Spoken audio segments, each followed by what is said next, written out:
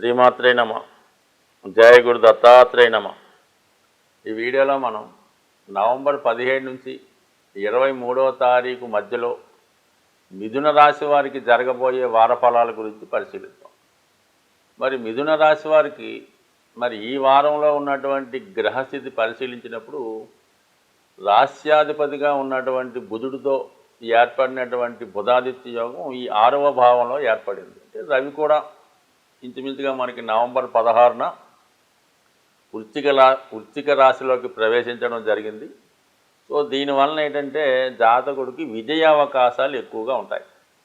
అలాగే ప్రభుత్వ సంబంధించిన వ్యవహారాల్లో మీకు ఏమైనా పనులు పెండింగ్ ఉన్నా, ప్రభుత్వ అధికారులతో మీకు ఏమైనా పనులు జరగవలసి ఉన్నా అవి ఈ సమయంలో మీకు చాలా విజయవంతంగా పూర్తయ్యే అవకాశం ఉంది.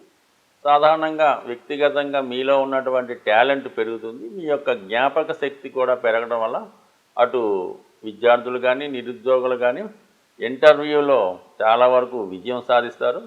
అలాగే వాక్స్థానంలో ఉన్నటువంటి కుజుడు, మీకు లాభాధిపతిగా ధనస్థానంలో ఉన్నటువంటి కుజుడు ఈ సమయంలో మీకు ఏదైనా జరిగే ఇంటర్వ్యూలో ఉద్యోగ ప్రయత్నంలో కొత్త ఉద్యోగం లభించే అవకాశం ఉంది. దాని కారణంగా మీ యొక్క ఆదాయం కూడా పెరిగే అవకాశం ఉంది. సో ఇది ఒక మంచి యోగం ఈ రాశి వారికి. అయితే అధిక శ్రమ వల్ల అనారోగ్య సమస్యలు రాకుండా జాగ్రత్త పడడం అన్నది ఒక ఇంపార్టెంట్ అయిన విషయం.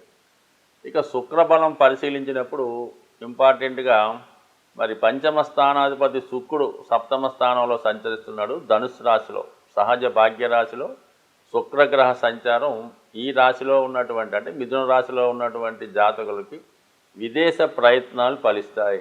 ప్రేమ వివాహం చేసుకున్నాం అనుకున్న వాళ్ళకి ఇది ఒక ఇంపార్టెంట్ అయినటువంటి సమయం. ఈ సమయంలో మీరు మీ యొక్క వివాహం గురించి పెద్దవారితో చర్చించడం వల్ల అది వివాహానికి సరైనటువంటి నిర్ణయం తీసుకోవడానికి కానీ పెద్దల యొక్క ఆశీర్వాదం పొందడానికి కానీ ఇది చాలా అనుకూలంగా ఉన్నది. ముఖ్యంగా 7, 12 అంటే ఈ గురు శుక్రుల మధ్య ఏర్పడిన పరివర్తన కూడా మీకు వివాహ విషయంలో మంచి శుభం కార్డు పడబోతుందన్నమాట. అంటే చక్కగా వివాహం చేసుకొని దాని తర్వాత జరిగే కార్యక్రమాలకి తగిన ఏర్పాట్లు కూడా చేసుకోవచ్చు మీరు. ఇది ఎప్పుడూ కూడా ఒక జాతకానికి వివాహం కావాలనుకుంటే ముఖ్యంగా 2వ స్థానం ధనస్థానంలో కుటుంబ స్థానం కాబట్టి కుటుంబ సభ్యుల సంఖ్య పెరగాలి. అంతే, అక్కడ ఏదో గ్రహం యాక్టివేట్ అవ్వాలి. ఇది లాభాధిపతిగా కుజుడు ధనస్థానంలో ఉండడం వల్ల మీ కుటుంబంలోకి మీ జీవితంలోకి ఒక కొత్త వ్యక్తి ప్రవేశం జరుగుతూ ఉంటుంది. అలాగే సప్తమ స్థానంలో ఉన్నటువంటి భావం వల్ల అంటే ఇద్దరు మధ్య ఒక ప్రేమ బంధం వివాహ బంధంగా అది ఒక లీగల్ బాండ్గా ఏర్పడడం జరుగుతూ ఉంటుంది. అక్కడ శుక్రగ్రహ ప్రభావం వల్ల ఇప్పటి వరకు మీకు పరిచయం ఉన్న వాళ్ళతో స్నేహభావంతో ఉన్నవాళ్ళు ఒక బంధం ద్వారా వివాహ బంధం ఏర్పడుతూ ఉంటుంది. ఇక వ్యయస్థానం అన్నది ఏంటంటే భార్యాభర్తలు ప్రత్యేకంగా కలుసుకున్నటువంటి చోటు, అదే సుఖస్థానం అంటారు, అదే బెడ్రూమ్ కూడా అంటారు.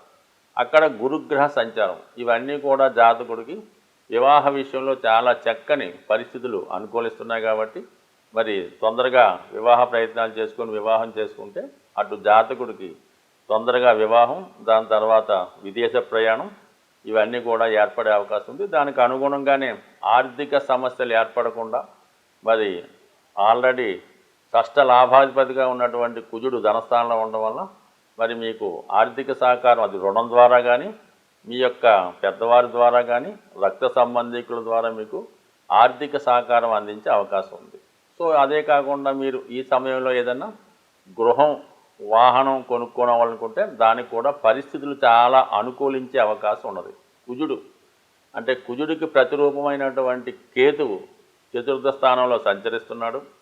ఆ చతుర్థ భావాన్ని అంటే 12వ భావం అంటే ఖర్చు కాబట్టి ఆ ఖర్చు స్థానం నుంచి గురుగ్రహం చూడడం వల్ల ఈ సమయంలో మీకు ఏదైనా గృహం కొనుక్కునే ప్రయత్నం 100% నెరవేరే అవకాశం ఉంది. అయితే గురువు వక్ర గమనంలో ఉండడం వల్ల ఏమవుతుందంటే కొద్ది సందిగ్ధత ఉంటుంది. ఇక్కడ కొనుక్కుందామా విదేశంలో కొనుక్కుందామా అన్నటువంటి సందిగ్ధత ఉంటుంది. కాబట్టి దాని విషయంలో క్లారిటీ వస్తే 100% ఈ రాశి వారికి అతి తొందరలో సొంత గృహ యోగం కూడా ఏర్పడే అవకాశం ఉంది. సో అలాగే ముఖ్యంగా ఈ 6వ స్థానంలో ఉన్నటువంటి రవి బుధులు మీకు అటు ఏదైనా శుభకార్యం జరిగినప్పుడు ముఖ్యమైన కార్యక్రమాలు జరిగినప్పుడు దగ్గర బంధువులతో విరోధం వచ్చే అవకాశం ఉంది. అది అక్క చెల్లెలతో అవ్వచ్చు, లేదంటే మీ యొక్క తండ్రి గారు సంబంధించినటువంటి బంధువులతో ఇటువంటి అభిప్రాయ భేదాలు విరోధాలు రాకుండా చేసుకుంటే మిగతా కార్యక్రమాలన్నీ కూడా సజావుగా సాగే అవకాశం ఉంది. సాధారణంగా గ్రహాల యొక్క స్థితిని అనుసరించి కొన్ని ప్రయత్నాలు అనుకూలించే అవకాశం ఉంటుంది.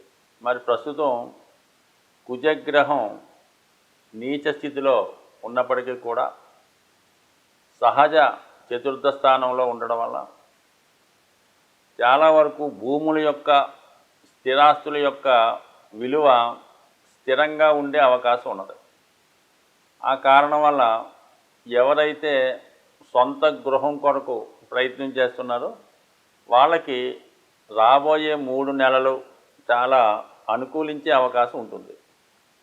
సో దానివల్ల ఎవరైతే సొంత గృహం కోసం ప్రయత్నం చేస్తున్నారో వాళ్ళు మరి రేపు మనకి ఈ నవంబరు 18వ తారీఖున వస్తున్నటువంటి సంకష్టార చతుర్థి ఆ రోజు విధి విధానంగా విఘ్నేశ్వరుణ్ణి గరికతో అర్చించడం, లేదంటే ఏదైనా దేవాలయంలో అక్కడ చేస్తున్నటువంటి పూజల్లో పాల్గొనడం, మరి కొన్ని దేవాలయాల్లో గణపతి హోమం, అలాగే సాయంకాలం పూట గణపతి యొక్క అభిషేకం 2 చేయించుకొని ఆ రోజు ఒక దీక్షతో మనం ఎలాగైనా ఒక గృహాన్ని కొనుక్కోవాలని సంకల్పంతో ఒక నిర్ణయాన్ని తీసుకొని ఆ రోజు నుంచి ఏంటంటే ప్రతి మంగళవారం మీరు సుబ్రహ్మణ్య స్వామి ఆలయాన్ని కానీ, హనుమాన్ ఆలయాన్ని కానీ, లేదంటే లక్ష్మీ నరసింహస్వామి ఆలయాన్ని దర్శించడం వల్ల మరి అలాగే కొంతమందికి ఏంటంటే భూములు చికాకులుగా ఉంటాయి. కొంతమంది ఆస్తి పంపకాలు అయినప్పుడు కూడా చేతికి రాకపోవడం, పెద్దవారు ఆస్తి పంపకుండా వాళ్ళ దగ్గరే ఉంచుకోవడం, మీ యొక్క స్థిరాస్తి ఇతరుల చేతిలో ఉండిపోయి మన చేతికి రాకపోవడం, అటువంటి వాళ్ళు భూసూక్తం అనే పారాయణ చేయించుకోవడం అనేది ఉంటుంది. అంటే మనకి మీరు యూట్యూబ్లో సెర్చ్ అయినప్పుడు ఈ భూసూక్తం అంటే వస్తుంది. అది తరచూ వినడం వల్ల కానీ కొంతమంది గృహంలో ఏదైనా పండితులతో పారాయణ చేయించుకోవడం వల్ల భూములపై ఉన్నటువంటి సమస్యలు తొలగిపోయే అవకాశం ఉంది. అలాగే ముఖ్యంగా స్త్రీలు ఎక్కువగా స్త్రీలకు ఏంటంటే మరి అద్దెల్లో ఉండి ఇబ్బంది పడటం కన్నా ఏదైనా చిన్నదైన సొంత ఇల్లు కావాలని కోరుకున్న వాళ్ళకి వాళ్ళు ప్రతిరోజు కూడా ఈ కార్తీక మాసం ఎలాగా ప్రతి వాళ్ళు కూడా సాయంకాలం పూట ఇంట్లో దీపారాధన చేస్తుంటారు కాబట్టి మరొక ప్రశాంతమైనటువంటి సాయంకాలం చక్కగా మొదలు పెట్టాలి. ఏంటంటే మణిదీప వర్ణన అనే ఇది కల్పం ఒకటి ఉంటుంది. అది ఒక పూజా విధానం. అంటే మణిదీప వర్ణన అనే అంటే మన లలితా సహస్రనామంలాగా అది కూడా అమ్మవారి యొక్క గృహాన్ని వర్ణించే విధంగా ఉంటుంది. అది మీకు యూట్యూబ్లో దొరుకుతుంది, పుస్తకాల రూపంలో ఉంటుంది. దాన్ని ప్రతిరోజు విధి విధానంగా పారాయణ చేయటం వల్ల అంటే కేవలం స్త్రీలే కాదు మగవాళ్ళు కూడా ఈ మణిదీప వర్ణన పారాయణ చేయడం వల్ల అతి తొందరలో సొంత గృహం అన్నది ప్రతి ఒక్కరికి ఏర్పడే అవకాశం ఉంది.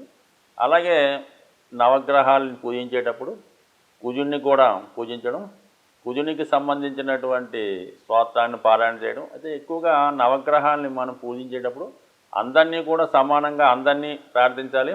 అన్ని గ్రహాలకు సంబంధించినటువంటి స్తోత్రాలను కూడా పారాయణ చేయాలి. అంటే కొంతమంది పర్టికులర్గా శని భగవాన్ని, పర్టికులర్గా రవిని పూజ చేస్తారు. ఆ విధంగా కాకుండా 9 మందిని సమానంగా పూజిస్తూ మీరు ఎవరి కొరకైతే ఆరాధిస్తున్నారో వారిని ప్రత్యేకంగా ఒక 18 సార్లు 40 సార్లు ప్రార్థించి మళ్ళా ఆ 9 గ్రహాలని మళ్ళా పూజించడం వల్ల ఆ గ్రహాల యొక్క అనుమతితో పర్టికులర్గా మీకు కుజగ్రహ అనుగ్రహం లభించే అవకాశం ఉంది. కాబట్టి ఇది ఏదైనా ఒక పూజ అన్నది విధి విధానంగా పద్ధతిగా చేయడం వల్ల అది నమ్మకంతో చేయడం వల్ల ఖచ్చితంగా మీ యొక్క సంకల్పం నెరవేరే అవకాశం ఉంటుంది. స్వస్తి.